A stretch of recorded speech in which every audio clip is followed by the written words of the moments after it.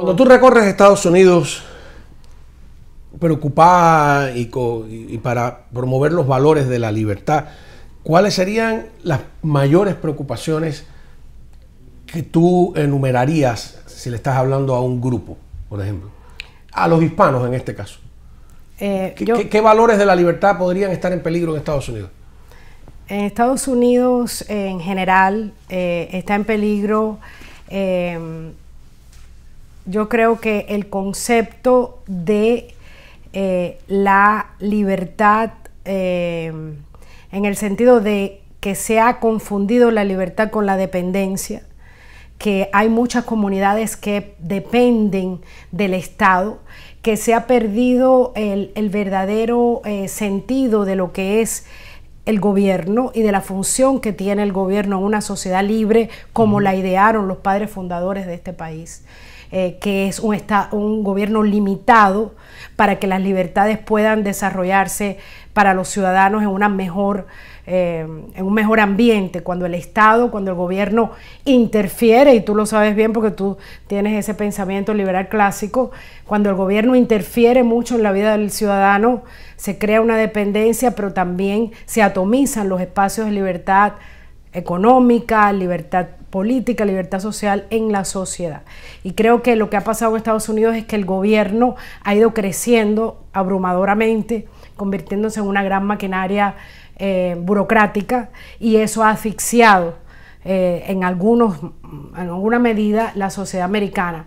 Lo que he visto en esta experiencia que he tenido es que Estados Unidos tiene una reserva moral, una reserva de mucha fe en Dios, que es lo que los mueve a transformar, y yo creo que es lo que estamos viviendo en este momento. Es un pueblo que quiere una transformación de lo que ha estado pasando en los últimos tiempos, y pienso que está enraizada en el deseo de volver a esos espacios de libertad que han sido conquistados, y el modelo americano ha sido el modelo más exitoso que se ha puesto en práctica en el mundo en los últimos 200 años, ¿verdad? Pero, por ejemplo, cuando uno escucha a un candidato como el que acaba de ganar las primarias demócratas a la alcaldía de la ciudad de Nueva York, que propone medidas que a nosotros los cubanos nos recuerdan. Estaba aquí Panchito diciendo que le recordaba ese momento en que Fidel Castro llega al poder y congela los precios de la vivienda, y después le regala la vivienda al inquilino a costa del dueño, etcétera. Pero este señor que está prometiendo no solo frizar los precios de la vivienda, unas propuestas que son contra el propietario de mil maneras distintas, sino también tener supermercados que estén controlados por la municipalidad, ¿no? Para repartir. Esa idea de reparte lo que no es tuyo, y además de justicia social, como le llaman, ¿no? Ese concepto de justicia social que en boca de toda esta izquierda, ¿a dónde conduce? Conduce a la opresión, conduce a la dependencia, conduce a la falta de libertad. Los hispanos, por ejemplo, con los que también trabajé, no vinimos a este país a esperar que el gobierno nos dé dinero, nos dé food stamps. Vinimos a buscar un futuro mejor, dentro de las posibilidades que nos da un país donde tienes la oportunidad de, a través de la libertad económica, progresar, tener tu propio negocio, luchar, trabajar duro. Si convertimos este país en un país donde el Estado es el que provee todo, vamos a depender del Estado, vamos a depender del gobierno, no vamos a tener la libertad de decidir nuestro propio destino. Claro, es más difícil tener un negocio, trabajar todos los días, esforzarse, pero al final es mucho mejor, vas a hacer lo que tú quieres hacer en tu vida, vas a encontrar tu propósito y no vas a depender de una entidad. Que además, como tú dijiste, el gobierno no produce riqueza. La riqueza la producimos tú y yo en lo que hacemos, en nuestro trabajo, en los productos que creamos, o en los servicios que creamos, o en el valor que creamos dentro de la sociedad en libertad. Y eso es lo que yo creo que muchas veces, incluso los norteamericanos, han perdido de vista. Ellos creen que la pobreza se acaba con millones y millones de dólares para arreglar la pobreza, y lo que hacen es perpetuar la pobreza. En las comunidades afroamericanas se ha creado esa dependencia terrible y vemos el resultado. El resultado es familias destruidas, jóvenes que se vuelven delincuentes, drogadictos, porque no hay un sentido de comunidad y tampoco hay un sentido de que tú puedes lograr las cosas por ti mismo. Y eso es lo que los cubanos vemos porque lo hemos sufrido. Y cuando estamos viendo lo que está pasando en Estados Unidos nos preocupamos y no queremos que Estados Unidos se convierta en lo que ocurrió en Cuba. Yo recomiendo un libro, siempre, ¿no? Es un clásico, tampoco voy a sacarme un libro misterioso, que es El camino de servidumbre de Friedrich Hayek, sí, de que Hayek. Explica exactamente eso, ¿no? Cómo el crecimiento desmedido de los gobiernos, el intervencionismo de los gobiernos en nuestra vida privada y en los 1000 trucos que tiene el gobierno para meterse en nuestro bolsillo nos conduce por un camino de servidumbre en el que terminamos perdiendo las libertades. Y José Antonio Évora, nuestro productor, me estaba recordando que Margaret Thatcher dijo que siempre llega un día en el que a los socialistas se les acaba el dinero de los demás. Sí, porque al final el dinero que ellos están repartiendo no es un dinero de ellos. Ellos no crearon esa riqueza, que ese es el problema. Y muchas de las presentaciones que yo hacía empezaba por ahí. ¿Cuál es el rol del gobierno en una sociedad libre? Y además, la idea de este gobierno es bueno porque tiene muchos proyectos sociales. No, si tienes muchos proyectos sociales, quiere decir que hay muchas necesidades sociales. Es un gobierno fracasado. El gobierno exitoso es el que no necesita de muchos proyectos sociales porque la sociedad libre de por sí puede cubrir esas necesidades. Existen personas que son... Es una muestra de fracaso en vez de éxito. Existen personas que necesitan ayuda. Existen personas discapacitadas, social. Existen personas que necesitan apoyo. Pero para eso existe la comunidad como entidad, como institución. La iglesia, las instituciones sin fines de lucro que ayudan a los desamparados. Hay una... Sí, la idea de que el gobierno tenga el monopolio de la caridad, a mí siempre me ha parecido... Claro que no, y en este país se creó precisamente con esta idea, la idea de que las comunidades ayudaran a sus miembros a salir adelante, a los jóvenes que necesitan ayuda para ir a la escuela, para comprar sus libros, que sean las comunidades, que sea esta persona que está en mejor situación económica la que ayude al que está en peor situación, y le quite al gobierno ese protagonismo nefasto que lo que hace es dañar la libertad individual. Bueno, ya hemos filosofado. Me encanta, a mí me encanta. Sí, porque todo al final es filosofía. ¿Dónde te ubicas? ¿Cuál es tu concepto sobre cómo debe funcionar un gobierno nacional o un gobierno municipal? ¿Cuál es tu idea sobre cómo debe funcionar incluso tu propia casa? ¿Cómo debe administrarla? Pero hay temas puntuales, ¿no? La complicidad de Cuba con Irán, ¿qué te parece? Bueno, yo creo que la complicidad de Cuba con Irán es algo que viene de hace muchísimos años. Yo me río cuando veo análisis que dicen que fueron los venezolanos o fue el chavismo el que puso en contacto a Cuba con Irán, y es al revés. Sí, hay gente que dice eso. Es al revés, o sea, los nexos de Fidel Castro directamente con Irán y lo que se ha ido tejiendo después, el apoyo en este momento claro y radical del régimen de La Habana a lo que está ocurriendo en Irán, a la represión que el régimen de Irán está sometiendo a su propio pueblo, los horrores que se están cometiendo en Irán, nos dice que en el mundo en este momento existe un grupo de regímenes dictatoriales que son aliados naturales para mantenerse en el poder, y son aliados naturales para promover el terrorismo, para promover el narcotráfico, para promover el tráfico de personas, para promover todo lo que va en detrimento del ciudadano libre. Cuba está inmersa en cada uno de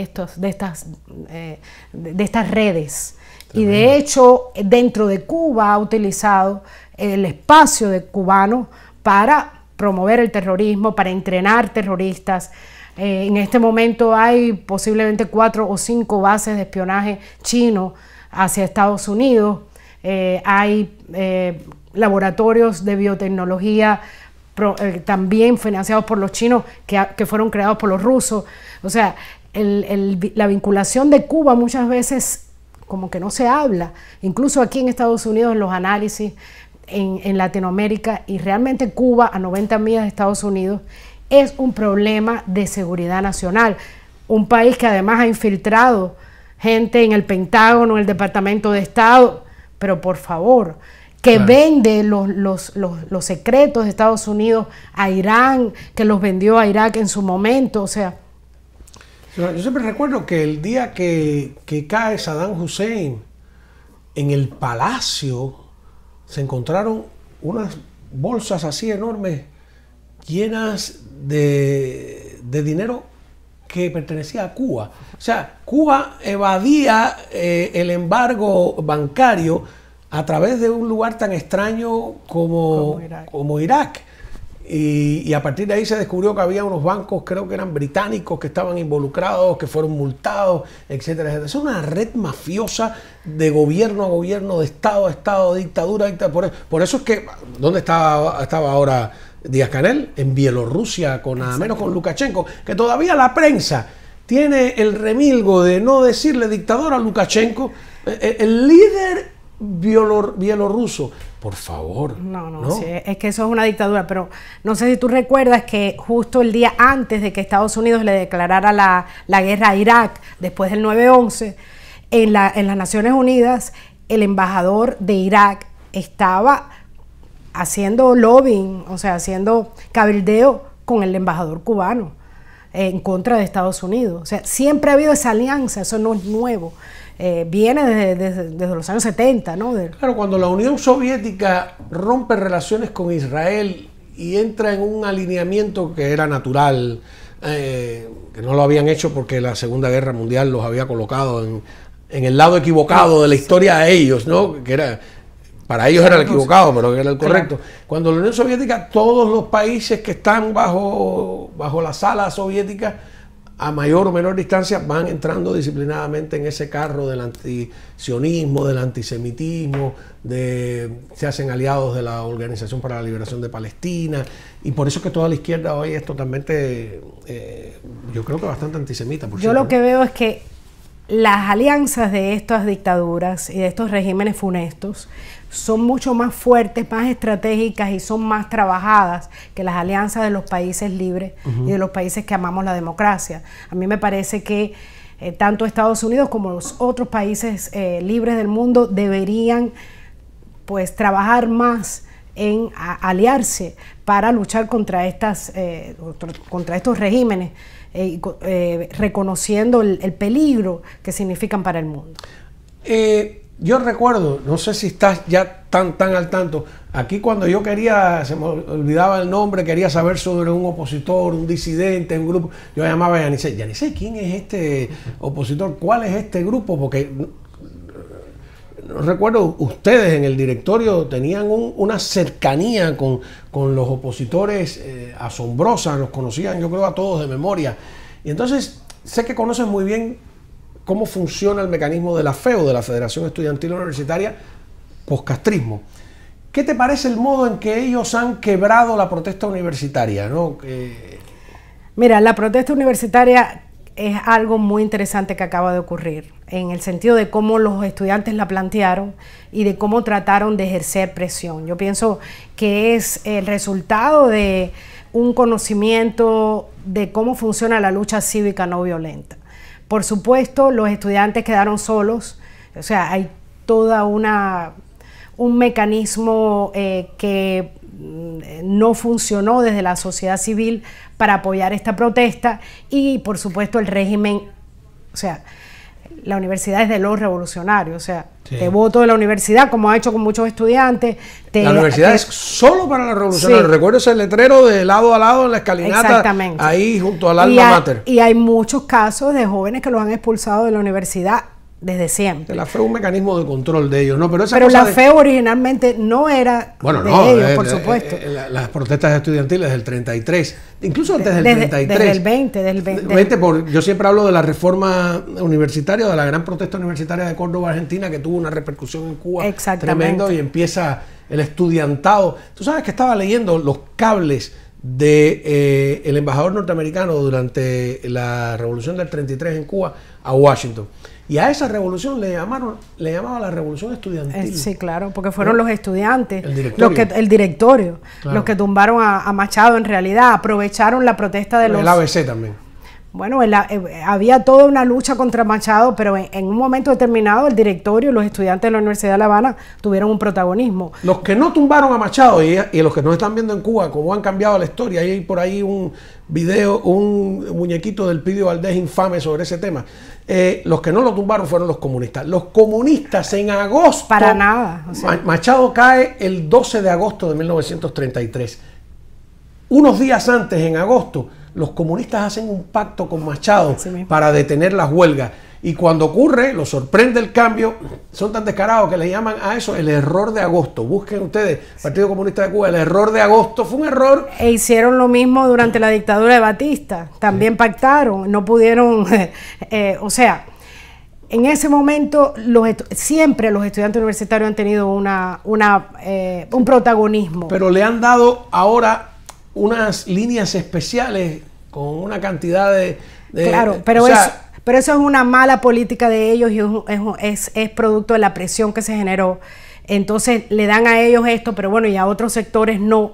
Y ahí generan una desigualdad. Simplemente yo creo que eventualmente el pueblo cubano se va a dar cuenta que tienen que ejercer el poder a través de la presión y se van a unir, o sea, todos los sectores, porque hay sectores en Cuba que están muy reprimidos, como los campesinos, que siempre históricamente se unieron a los estudiantes. Cuando el 33 los campesinos estaban unidos a los estudiantes, siempre históricamente ha habido esa conexión, incluso al inicio de la lucha contra el castrismo. Estudiantes de La Habana iban al Escambray a alzarse con los guajiros, con los alzados. Entonces, yo no creo que esto va a resolver el problema. De hecho, hay estudiantes que están hasta protestando o han manifestado su descontento con esta solución, porque al final la solución es un cambio. Como si los compraran, ¿no? La solución es un cambio de sistema. Al final, yo creo que el pueblo cubano se ha dado cuenta que lo que necesita es un cambio de sistema. Pero es una victoria, ¿cierto? O sea, tiene muchas lecturas. Una lectura es una victoria, presionaron, el gobierno tuvo que ceder, etcétera. Hay otra lectura sobre si era eso nada más lo que quería. Tenemos que discutirlo. Me encanta que hayas estado por acá, así que se repita, pero estamos más cerca ahora, ¿no? Sí, estamos más cerca. Estamos en la ciudad, ya no estamos en el campo, Muchas gracias por invitarnos. No, gracias a ti. Mira, hoy vamos a estrenar un segmento que se llama Cuéntame tu historia, para que tantas y tantas personas que hay afuera que han venido con nada en la mano y han hecho historia en la economía, en los negocios, en la política, pues vengan aquí, se sienten y nos cuenten cómo lo lograron, cómo lo hicieron posible.